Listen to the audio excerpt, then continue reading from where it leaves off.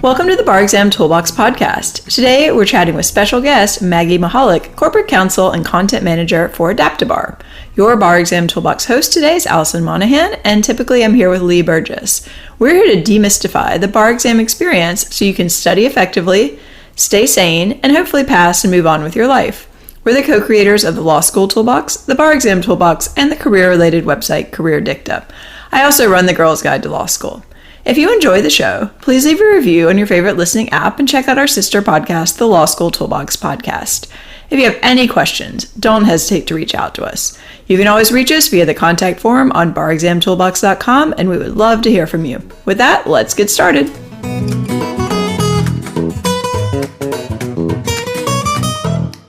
Welcome back to the Bar Exam Toolbox podcast. Today we're chatting with special guest Maggy Mahalick, Corporate Counsel and Content Manager for AdaptiBar. So Maggy, thanks so much for joining us today on the podcast. Happy to be here. Our pleasure.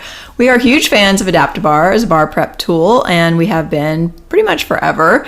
We also use it as part of our tutoring program. So for any of our listeners who are not aware of what AdaptiBar is, could you briefly explain what AdaptiBar is and how it can be helpful? Absolutely. So AdaptiBar is an MBE prep tool for students, and it really serves two important functions. The first is a diagnostic tool. So it adapts to you as you use it. It gives you real-time performance feedback. It lets you know exactly where you are and how you're going to perform on exam day. And then, of course, also it's the licensed MBE questions. So it's the questions from past bar exams. So it's giving you the best idea of what the questions on the actual exam are going to look like when you're sitting for it. Yeah, we're going to talk later about those licensed questions because I think that is definitely a critical component that we fully support our students using actual questions. Just out of curiosity, how did you get involved in the bar preparation space?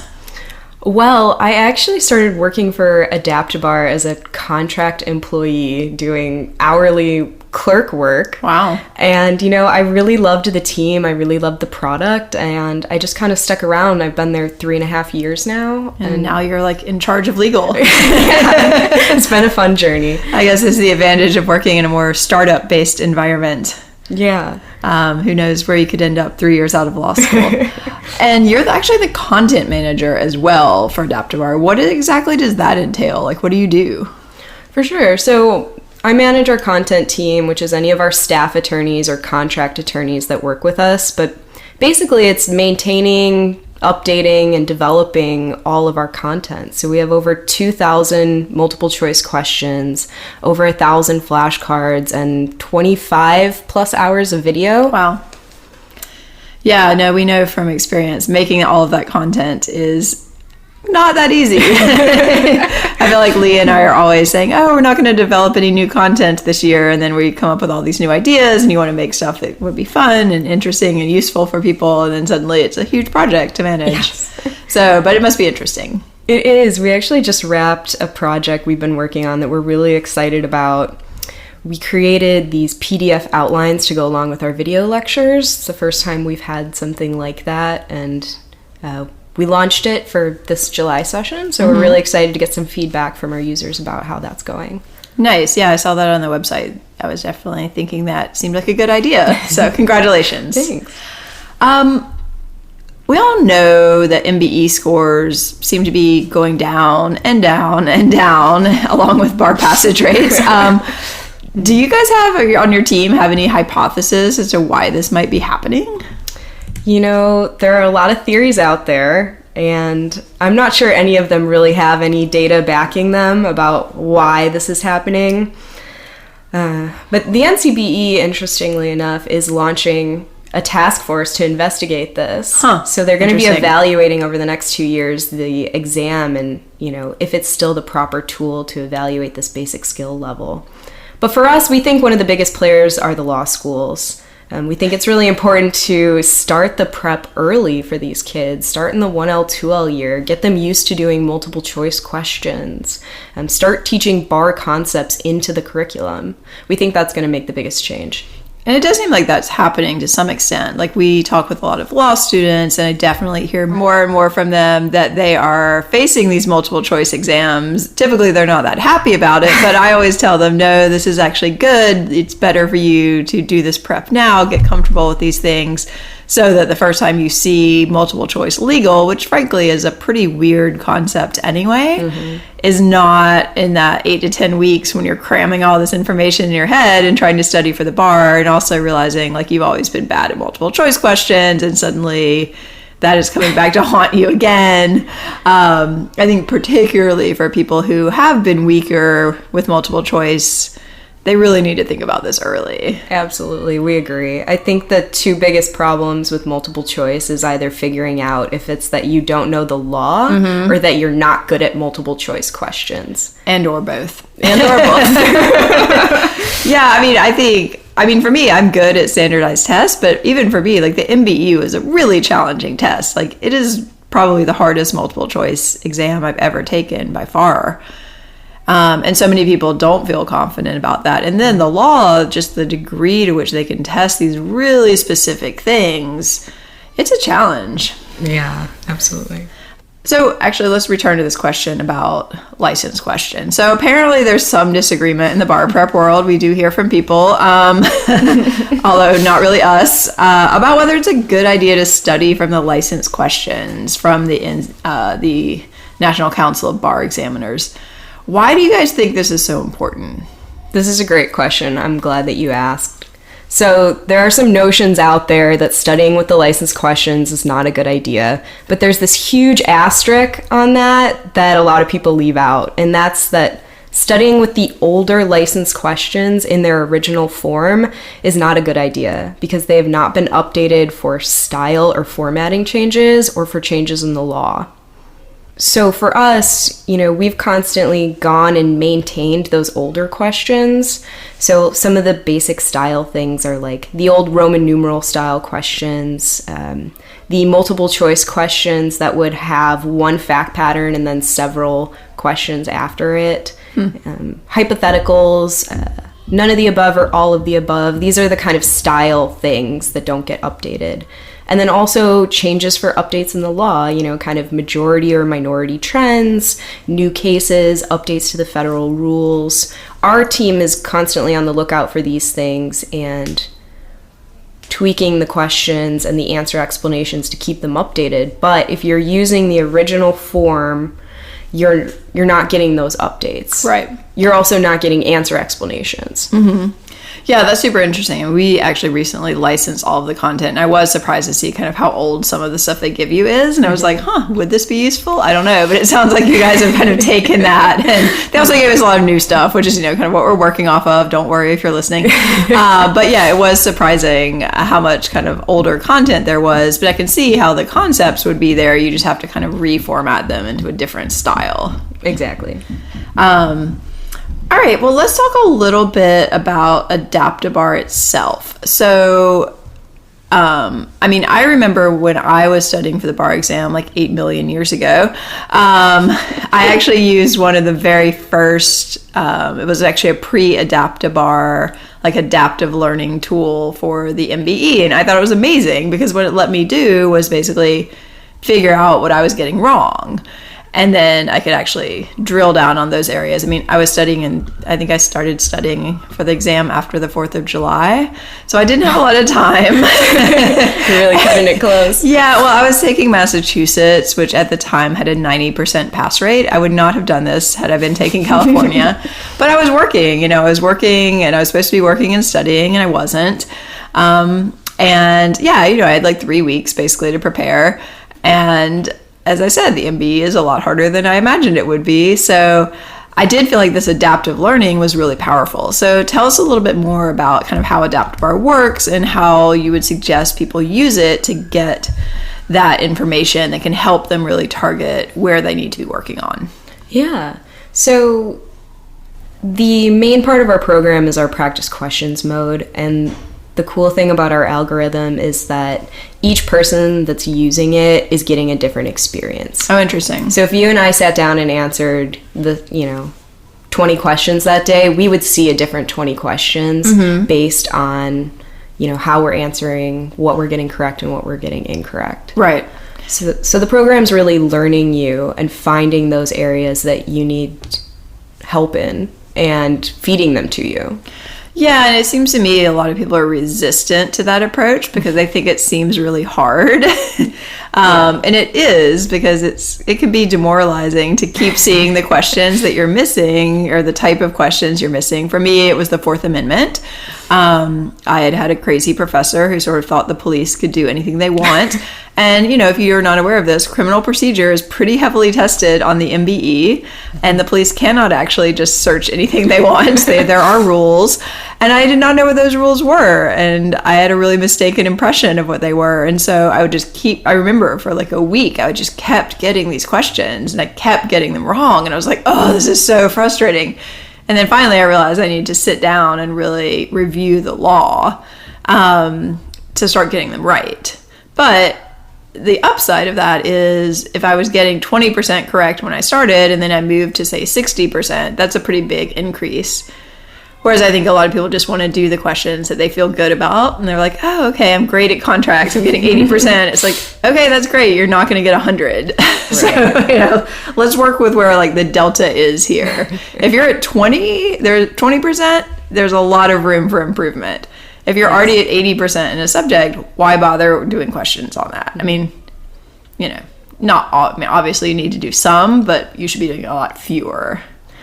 Yeah, we really recommend that kids come in already with a knowledge base in the area. There's this want for kids to jump right in and start answering questions right away, but we find it's more helpful if they've done a lecture or read an outline or have some knowledge before they start answering the questions. For us, we see the questions as really the application step for the kids. Like after they learn the law and the rule, then they need to come and figure out how to apply it. And then the best way to use the program is to study those questions that you're getting wrong. Figure out, like I said earlier, if it's that you don't know this law, or if it's that you're being tricked, or you don't get the strategy behind this type of question, or you missed a reading comprehension thing in the call. Right.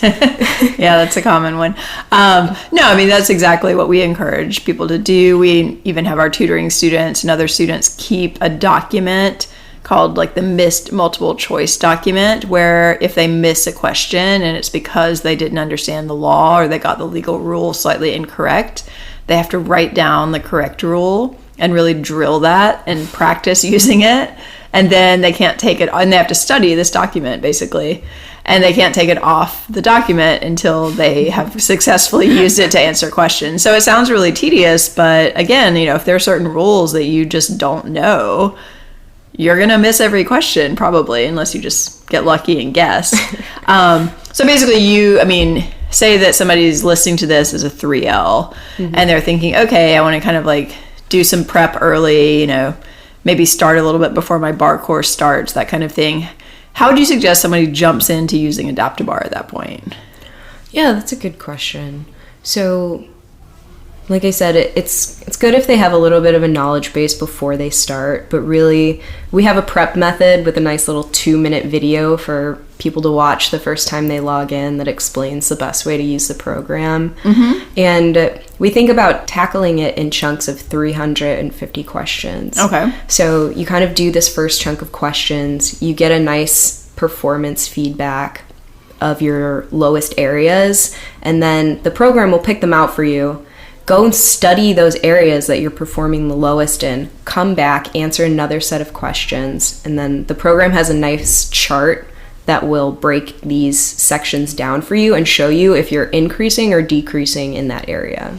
Yeah, and I think that's one of the real benefits of this tool, and one of the reasons we always encourage people to use it is that you can get pretty detailed feedback, right, about how you're doing overall, but also in certain topic areas. I mean, do you go as deep as subtopics, or is it just topics? Subtopics. Okay. So I can literally see, like, I am getting 30% of evidence hearsay questions. Yeah. And that's hopefully going to clue me in that I might want to look at it. I mean, I guess that's another question that people are sometimes confused about. What is sort of like a reasonable percentage to aim for? This is a great question. We get it all the time. We say 70% But the caveat to that is about 1,200 questions. Okay. And that's really been a magic number. We've done a couple case studies with some of the schools that we work with. And one of our biggest schools, we found that when students are answering 1,200 questions or more, kind of that sweet spot, they're passing at 100% rate. Oh, wow. Okay.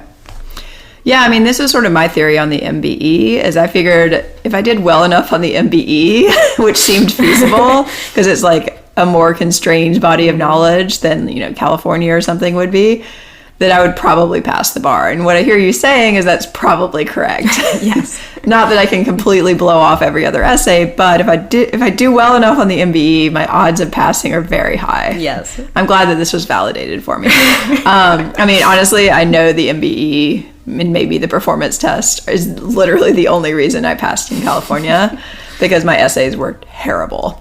I was working and studying when I did California, so I had, I think, 2 weeks to try to learn everything from California, and it was ugly. But I'm pretty sure I probably hit that 70% magic mark. And what advice do you have for people who are just way below that? And they're listening and thinking, there's no way I can get there. I would say a good thing to do is to use the NCBE subject matter outline. Oh, yes, that is magic. Tell people about that. It's so magic. So you can find it on our website or the NCBE's website, and it breaks down the percentage of how much each subtopic is tested. So not every subtopic is tested the same amount of questions. So like we were talking about criminal procedure, that Fourth Amendment stuff, that's half of all the criminal law questions. Wow. So if you're looking to find an area, where you can grab a bunch of points easily, find one of these areas that's really heavily tested, where there's going to be a lot of questions in that area, and make sure that you know it. Mm-hmm. Yeah, and it's super interesting. We've really been digging into this particular document recently. And it's fascinating, all this information that they give you. I mean, I think I maybe read that when I was studying for the bar or something, but you can really, it's not obvious necessarily what they're going to be testing. So I think that's a great sort of strategic place to start. Absolutely. Yeah. I'm glad you brought that up. Well, you have kids who will kill themselves trying to learn rule against perpetuities. Yeah, you're like, that's going to be maybe one question, if it even exists. Exactly. Don't worry about it. Skip it. Move on. Like, you're probably going to be running out of time on some of these questions. Just pick C, move on, never think about this. Yeah, exactly. But if you don't know something like how to record a mortgage, like, this is something you probably didn't learn in law school, but it shows up, incessantly, it seems like, on the MBE. Well, yeah, there's been a restructuring of property, and that's actually a lot heavier focus. Really? Mm-hmm. Wow. Yeah, so these are things that you probably didn't learn. And, a lot of this stuff, like, it seems really confusing, I feel like, if you're seeing it for the first time or you didn't study it. But honestly, like, you can sit down and learn, like, the rules about how you record a mortgage. Like, it's not that hard. It's also probably one of the more practical things for real life. Yeah, someday you're going to need to know, like, was your deed recorded properly when you buy a property? Yes. Which hopefully you'll be able to do once your student loans are paid off. All right, so tell us a little bit more. You mentioned like practice mode, but can I do, say, a full MBE test, or can I do it just by subject? What are the options here? Yeah, so we have two main modes of the program: practice questions and practice exams. Practice questions mode is where that adaptive technology is. You kind of just start going, and the program will feed you things that it thinks you need to see. And that's, you answer a question, you get the answer explanation right away. Okay. So you're getting real-time feedback, which helps you because you haven't yet lost, what your reasoning was when you were picking or eliminating answers. Practice exams mode, you can narrow it down to kind of the subtopic area that you want to pick and generate an exam. But that's, you answer each question, and then at the end, you get your score and all the answers. Okay. So if I want to do just torts questions and I don't want that feedback immediately, I can just jump in and do that. Or if I want to do, say, a 3-hour practice of 100 questions, that's also an option? Yes. We recommend not using practice exams mode until closer to the end of your studying. Mm-hmm. Because, it's really meant to just simulate exam-like conditions. We do have a new feature in exams mode, which is we created 2 100-question exams called the Study Aid exams. And these are if you're looking to do a mock MBE. So they're all 7 subjects, including licensed civil procedure questions, and they're in a randomized order that's in proportion to the exam. Okay. So that's kind of the closest I would get to taking that exam. Exactly. One concern students sometimes share with us is that they don't want to do this on the computer. They think, okay, there's going to be something fundamentally different about me doing this practice exam on the computer. I should do it on paper. What do you think about that? We hear this sometimes from our users as well. We have a couple of features that help with this. So we have a highlighter. So, you can kind of use that in the question if you want to point something out. And we have a strike through feature. So if you want to eliminate an answer choice, you can cross it off virtually. And then we also allow the printing of past question reports. So if you want to draw kind of like all the questions that you flagged or the questions you got incorrect, you can print those reports out and then study from the answer explanations that way. But without being online, you're missing all that data, all that tracking, performance, statistics, and being able to know where you are. Yeah, I think the value of having the computer and the adaptive technology, I believe it far outweighs any problems with not being able to handwrite your answers on a Scantron. If people are really concerned about it, sometimes I'll say, look, you can just go download a sample exam for, pay the National Committee on Bar Examiners or whatever they're called, the NCBE, pay them whatever it is, $15 to get the sample test and do that one if it really makes you feel better. But I don't think that should be the bulk of the way that people are studying for this exam. Well, I think people need to start embracing this because the NCBE is actually moving the NPRE to all online. Oh, really? And interesting. And so is the LSAT. Yeah, and our guess is that's just the first step that the MBE will follow after. Yeah, that totally makes sense. That's a great point. I can't imagine it's too many days or years down the road before you're using your laptop on both days of the bar exam. Yeah. No, that's a great point. I think people who are that technophobic probably really should be using your product because it's probably coming. And overall, how many questions do you guys suggest people should try to do during their bar prep? It sounds like this 1,200 numbers, if you're at 70% is good. Do I need to be doing more than that? Like how much time in a day should I really be spending on this? Yeah, so like I said, that's kind of the sweet spot number that we found. But our biggest thing is that, we encourage our program to be used as a supplemental program with another comprehensive course. Right. So students can find it sometimes overwhelming, like they have too many materials. We find the best thing for them to do is kind of use their outlines and their lectures or whatever from their comprehensive course and then plug in our multiple choice questions instead. Right. I think any standard... hopefully any standard commercial bar prep company is asking people to do multiple choice practice. Yes. If not, I would really think carefully about whether I would pay money for that program.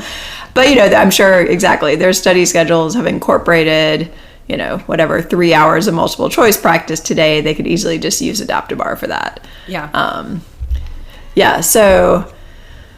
one thing too, I think the number of questions that people do need to be doing is often way higher than they realize. They'll come and say, oh, but I'm working on the MBE every week. I'm doing 30 questions a week. It's like, you should be doing 30 questions a day. Yeah. We also tell our kids to strive for quality over quantity, but, kind of 30 questions a day is a great spot to be in. You don't want to overload yourself. Because, if you get to that point, especially where you're getting a number wrong in a row, you can get really discouraged. Yeah, I feel like that happens a lot too when people are doing the MBE is they start off and they're not doing that well, but they expect not to be doing well, and then they start doing better and they're feeling good about it, but then at some point there's a dip. And we often get panicked calls about this dip. Do you think that's sort of part of the process? What's going on there? Well, there's different theories about the comprehensive courses out there, and if they start you off with easier questions and the questions get harder as you move towards the exam.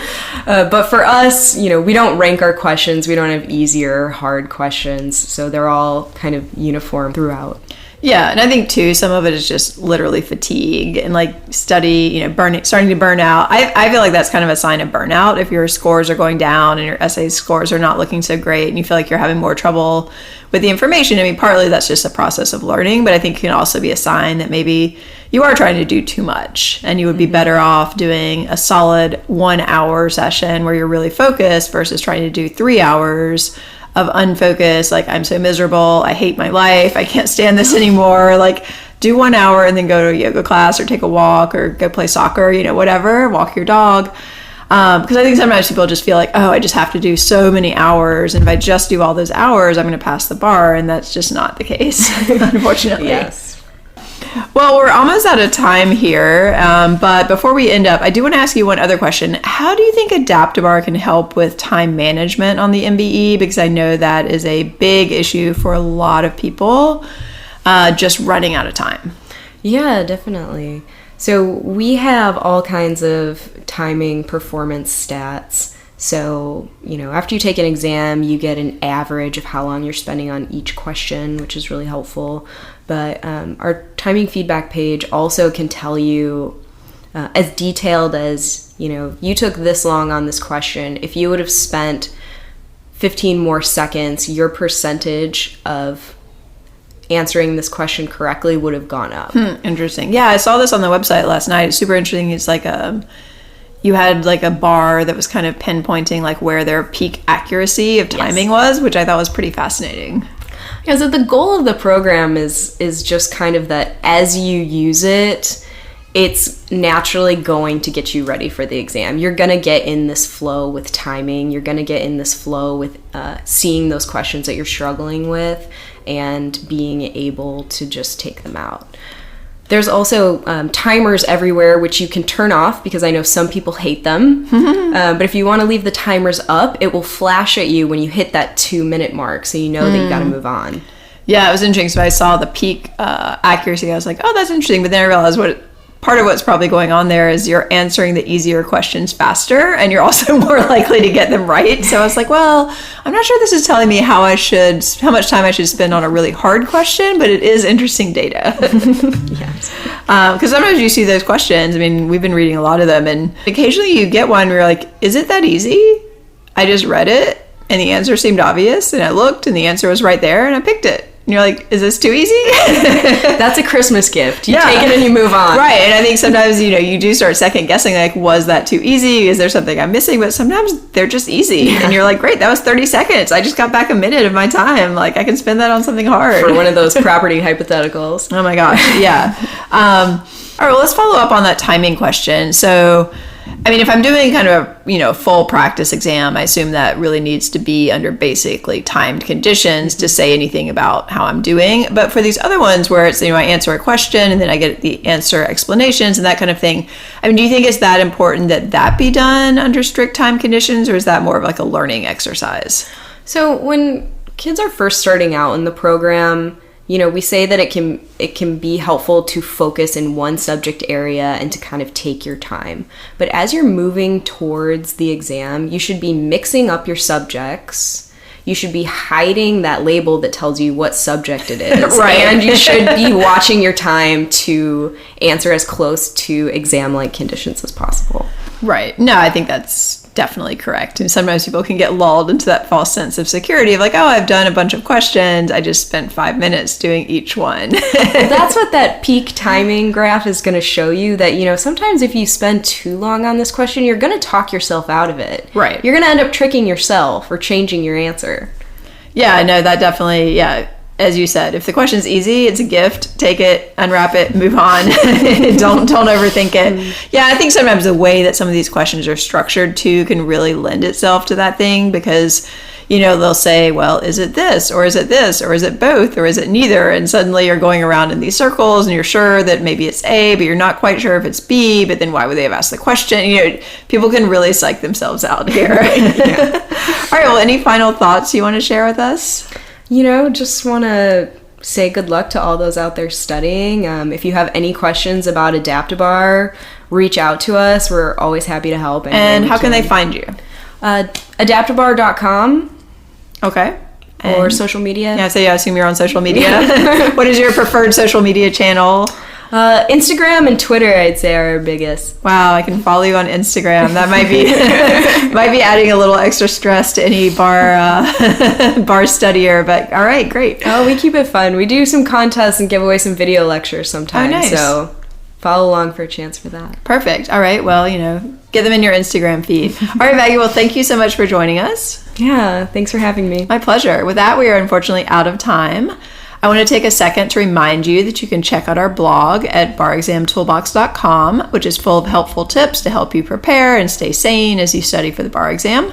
You can also find information on our website about our courses, tools, and one-on-one tutoring programs to support you as you study for the UBE or California bar exams. If you enjoyed this episode of the Bar Exam Toolbox podcast, please take a second to leave a review and rating on your favorite listening app because we'd really appreciate it. Say nice things, and be sure to subscribe so you don't miss anything. If you're still in law school, you might like to check out our popular Law School Toolbox podcast as well. If you have any questions or comments, please don't hesitate to reach out to Lee or Allison at lee@barexamtoolbox.com or allison@barexamtoolbox.com, or you can always contact us via our website contact form at barexamtoolbox.com. Thanks for listening, and we'll talk soon.